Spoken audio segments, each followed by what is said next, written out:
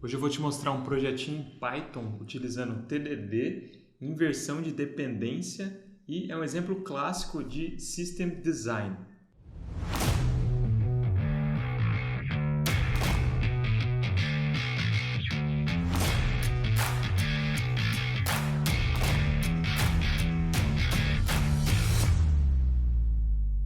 E aí galera, beleza? Como vocês sabem, eu já comentei aqui no canal que eu estou estudando o livro do Alex Shu, System Design Interview. E ao mesmo tempo eu estou lecionando na universidade uma matéria de teste de software e TDD.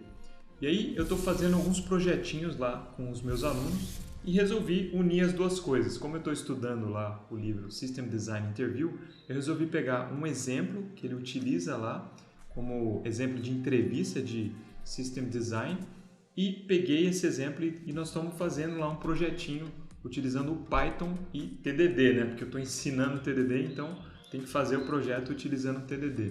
Aí achei legal trazer aqui para vocês, mostrar esse projetinho, porque de fato eu consegui observar também que dá para a gente fazer inversão de dependência da mesma forma que a gente faz, por exemplo, lá no TypeScript ou no Java, quando a gente utiliza arquitetura limpa. Então, no caso de uso, a gente não quer conversar, por exemplo, diretamente com o banco, a gente pode criar uma abstração de repositório e aí depois implementar adapters diferentes para esse repositório e inclusive utilizar fake objects para representar esse repositório, para a gente poder fazer o teste de unidade do caso de uso. Então eu percebi que é possível fazer isso no Python também e queria mostrar aqui para vocês. E depois, quando eu for avançando nesse projeto, eu quero mostrar aqui para vocês que de fato eu quero subir esse projetinho, que é um clássico de System Design, e vai ser um exercício legal para os meus alunos também, e tenho certeza que para você também. Então o exemplo é aquele encurtador de URL, é um exemplo super clássico que se utiliza por aí. Achei bem legal porque de fato é uma APIzinha bem compacta, com escopo bem fechado, que a gente pode desenvolver durante o curso. Então eu estava desenvolvendo lá com os meus alunos a plataforma de cursos, que é uma coisa bem mais open-ended, uma coisa muito maior, né? De fato, a gente pode pensar em um monte de features para uma plataforma de curso. Um encurtador de URL é uma coisa que a gente consegue fazer mais rapidamente. Então, de fato, achei legal começar esse projetinho e queria mostrar aqui para vocês um pouquinho desse projeto. Dá uma olhada. Então, aqui no capítulo 8, né, ele fala sobre esse problema clássico, né, de projetar um encurtador de URL. Tá? E ele sempre começa os capítulos simulando a entrevista, e aí ele vai fazendo perguntas para o entrevistador, que aliás ele diz que é uma boa prática, né? Você sempre de fato interagindo com o entrevistador para ir pegando as informações necessárias para fazer um design melhor do sistema. E aí aqui embaixo, né, basicamente ele fala isso, né, que você tem dois casos de uso principais que é o seguinte, é o encurtador de fato da URL. Então, dada uma URL, retorna uma URL muito menor. E depois você tem um redirecionamento. Então, dada a URL encurtada, redireciona para a URL original. Aqui ele faz algumas estimativas para ver questão de requisitos de armazenamento e também de performance da aplicação. Por enquanto, a gente não está muito interessado nisso, né? A gente está interessado em, de fato, desenvolver uma versão inicial aqui do projeto. Basicamente, então, a gente vai ter dois endpoints, né? Um que vai ser para fazer o encurtamento da URL, então recebe como parâmetro aqui, é um post nesse caso, recebe como parâmetro a URL longa e retorna a URL curta. E depois você tem um segundo endpoint, que é a parte do redirecionamento em si. E ele é feito utilizando o método GET, no caso. Então você vai fazer uma requisição do tipo GET, passando, né, a short URL, e aqui ele vai retornar a long URL para redirecionamento HTTP.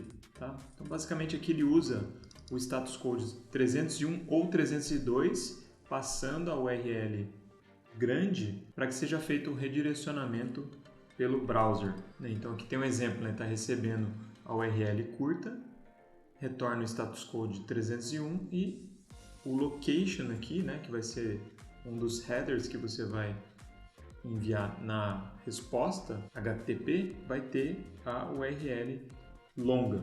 Ele mostra aqui a interação com o servidor, nessa parte de fato de redirecionamento. Então, passa a short URL, ele retorna um 301 com a long URL e aí o browser aqui, o cliente, vai visitar a URL longa. Aí ele discute sobre o uso do 301 versus o 302. O 301 faz um redirecionamento de fato permanente. É como se ele guarda de fato no cache, né? O browser guarda no cache. Então, e o 302 não, seria um redirecionamento temporário. Então, toda vez que você manda a URL curta, ele de fato vai bater lá no servidor, certo? Para receber a URL longa. Quando você manda um 301, na segunda vez já está cacheado no browser e aí ele vai direto. Tá? Então, tem vantagens e desvantagens de se usar um e outro. No caso, o 301 vai ser muito mais rápido, certo? Você vai ter muito menos requests, né? Então, requests subsequentes de short URLs, os browsers, né, já vão ter cacheado a long URL e vai chamar mais rapidamente. Por outro lado, você perde um pouco na questão de analytics, certo? Porque, de fato, tem várias requisições que você vai perder porque elas já estão cacheadas, então nem vai bater no seu servidor. Mas isso também é discussão para mais para frente. O que eu quero focar aqui hoje, né, e que de fato já implementei lá com os meus alunos, é a questão do hash, né? Então, dada uma long URL, como é que a gente faz para gerar o hash? Aqui ele discute várias implementações possíveis para esse hash. Eu escolhi a que ele escolheu aqui. Antes aqui ele fala do modelo de dados, né, que é super simples, né? Então você vai ter uma tabela que vai ter uma chave primária, que é o ID do mapeamento da short URL e da long URL, e nessa mesma linha você vai ter, né, gravadas a short URL e a long URL correspondente. Então aqui ele fala, né, que a gente pode usar um banco de dados relacional. E o que eu queria focar aqui nesse vídeo é mostrar para vocês como é que a gente resolveu então a questão do hash mesmo, né? Como é que você faz uma função hash que seja interessante para, dada uma URL longa, gerar um valor hash correspondente a essa URL longa. Ele faz alguns questionamentos aqui no que diz respeito ao tamanho desse valor de hash. De fato, né, lá na entrevista foi dito que o hash ele vai conter números de 0 a 9, letras minúsculas de A até Z e letras maiúsculas de A até Z. Aí ele faz uma conta aqui que é o número de caracteres que esse hash pode conter. No caso vai ser 62, que é 10 números mais 26 letras minúsculas mais 26 letras maiúsculas. E aí no caso ele falou que vai precisar guardar mais ou menos, né, 365 bilhões de URLs. E aqui como é que você faz para saber qual que é o tamanho desse hash que vai te dar a possibilidade de guardar esse número de registros? E aí você tem que achar o n, tal qual 62 elevado a n, que aqui é a permutação, certo? Desses elementos aqui. Então você tem 62 elevado a n permutações, onde n é o tamanho desse hash value, né? O tamanho da string em si. E aí ele chega ao valor de 7. Então com um n igual a 7, 62 elevado a 7 vai dar mais ou menos 3,5 trilhões, que é muito superior ao que ele precisa, mas a questão é que o elevado a 6, né, quando você tem string de tamanho 6, o tamanho é inferior ao que você precisa. Então aqui ele escolhe o 7, né, como tamanho da string, que vai ser o hash value. Aí ele discute dois tipos de funções hash, né? Uma utiliza aquelas funções conhecidas como CRC32, MD5 e o SHA-1, mas ele escolhe uma outra implementação, que é a implementação que eu fiz aqui, que é usar conversão para base 62. Então, a ideia é bem simples, eu achei bem legal mesmo, né? Então, primeiro ele gera um identificador, que vai ser aquela chave primária lá, que vai ser um número decimal. Aí ele converte esse número para base 62. Por que base 62? Porque, no caso, né, a gente tem 62 caracteres possíveis lá, símbolos possíveis para representar o hash. Como a gente tem 62 caracteres possíveis, a gente pode criar um número na base 62. Né? Então, aqui eu estou falando de base, tipo, você tem base decimal, base binária. Aqui a gente pode criar um número na base 62 utilizando esses símbolos, certo? Que é o 0 a 9, a Z minúsculo e a Z maiúsculo. Então, eu fiz essa implementação, depois eu vou mostrar para vocês, utilizando o método das sucessivas divisões. Então você pega um número decimal, vai dividindo ele sucessivamente, ele até mostra o exemplo aqui, e vai pegando o resto. Então esse resto aqui vai formar um número na base 62. Uma coisa importante é que esse número ele vem aqui invertido, né?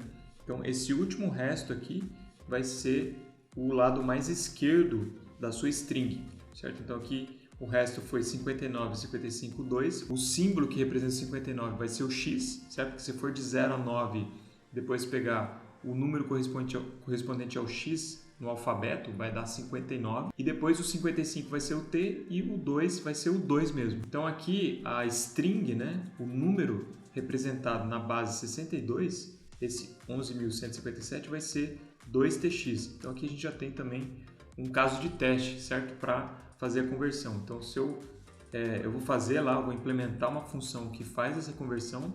Então, dado o número 11.157, ele tem que me retornar a string 2tx, onde o tx são maiúsculos. Vamos ver aqui o começo da implementação desse projetinho. Então, como a nossa aula lá, o meu curso que eu estou dando para os meus alunos da universidade é um curso de TDD, então eu estou fazendo tudo utilizando o TDD. Então aqui a primeira coisa que eu fiz foi isso, né? Implementar essa função que é o toBase62. Então, dado um número na base decimal, eu quero retornar uma string, que seria um número na base 62, correspondente àquele número decimal. Então aqui fica fácil, eu peguei esse primeiro exemplo aqui mais simples, que é o quê? O número 10, como é que ele fica na base 62? É simples, né? Porque você vai ter os números de 0 a 9. Para representar o 0, você usa um 0 mesmo. Para representar o 1, você usa o 1 mesmo até o 9. Aí o número 10 aqui fica como na base hexadecimal, né? Na base hexadecimal, o número 10 é representado pela letra A. Aqui no caso vai ser o A minúsculo, certo? Porque primeiro a gente tem as letras minúsculas e depois as letras maiúsculas.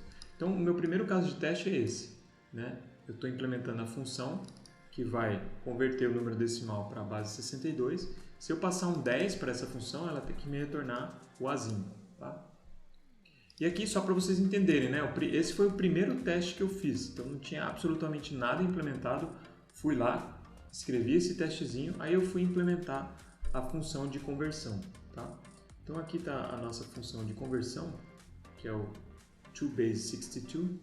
Então, deixa eu só explicar como é que funciona, né? Primeira coisa, eu construí uma lista com todos os caracteres possíveis da base 62. Então, vai ser aqui, né, de 0 a 9, certo? Estou listando aqui e convertendo para string, né, os números de 0 a 9.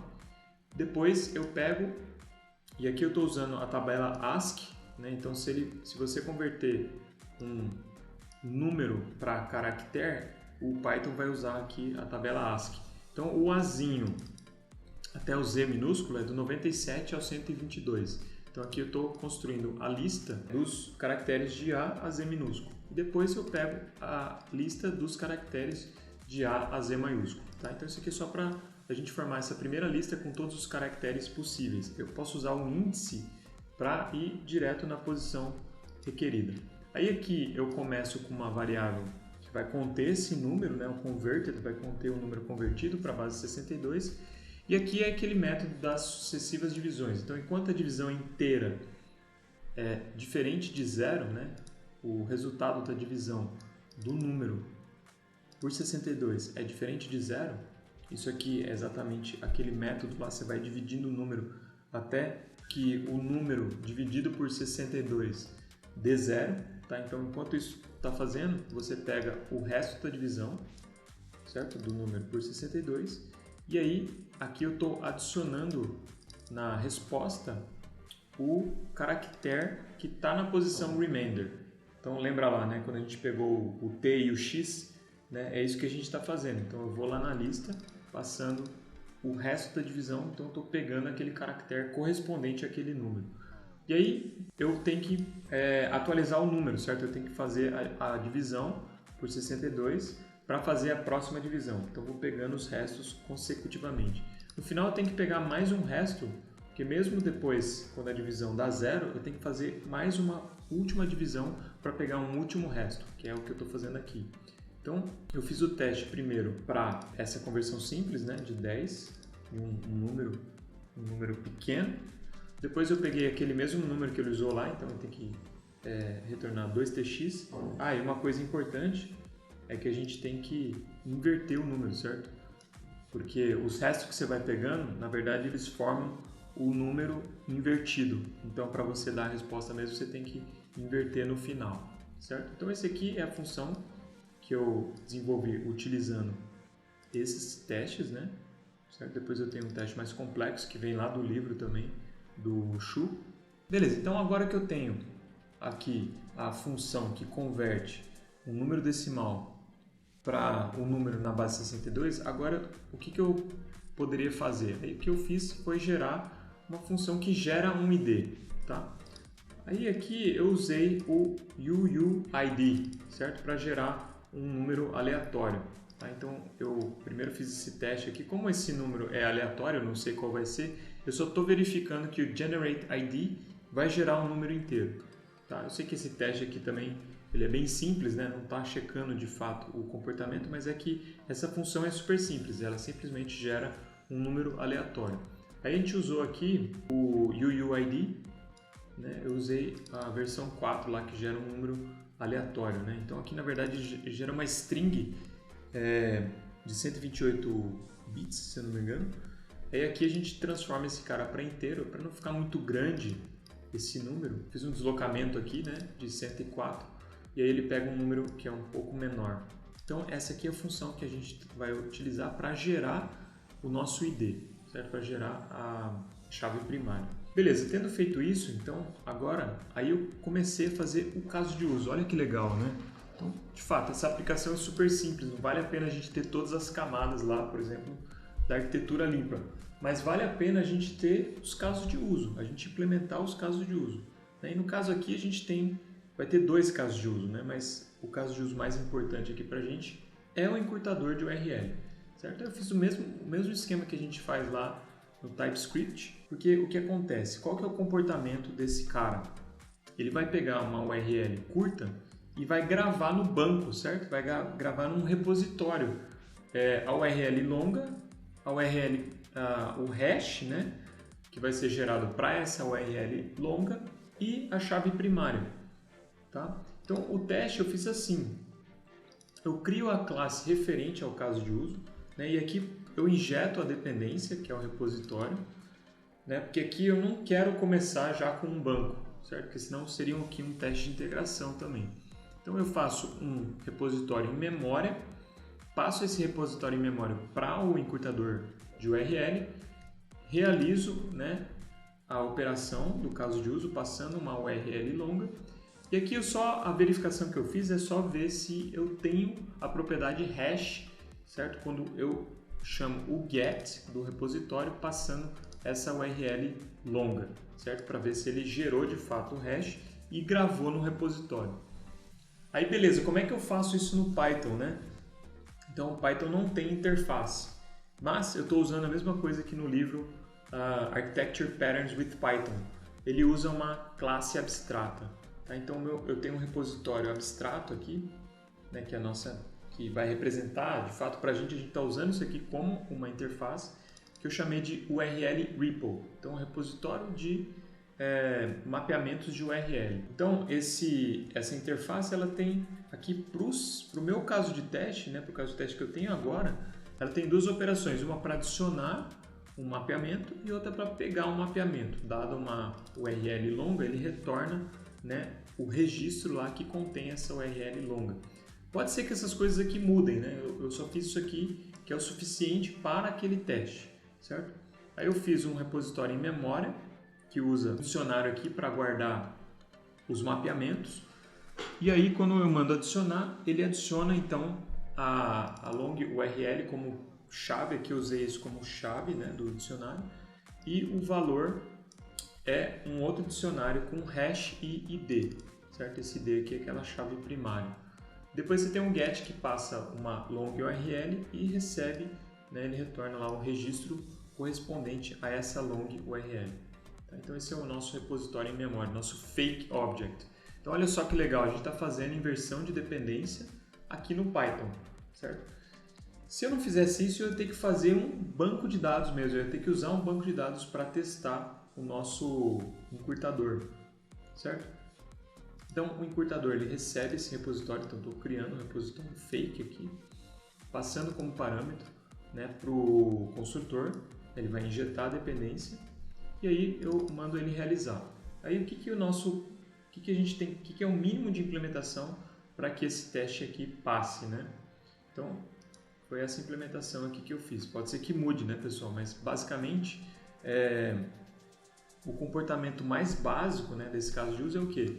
Gerar um ID, certo? Pegar o hash correspondente a esse ID e adicionar tudo no repositório. Então aqui eu vou no REPL, né, e adiciono o ID, a long URL e o hash gerado, certo? Com isso eu tenho um registro lá guardado no repositório, certo? Aí quando a gente mudar isso aqui para um banco mesmo, vai ser a mesma coisa. Basta a gente pegar essa interface e implementar um adapter, por exemplo, para o MongoDB, ou para o MySQL, ou para o Postgres, certo? Então, a mesma coisa que a gente faz lá no TypeScript. Isso aqui é legal porque, de fato, a maioria das coisas que eu tenho feito é no TypeScript, a gente pode ver que as coisas permanecem mais ou menos a mesma coisa quando a gente muda de linguagem, né? Então, aqui a gente não tem interface, mas pode utilizar classe abstrata para representar a interface no Python. De fato, a gente nem precisaria disso daqui, né?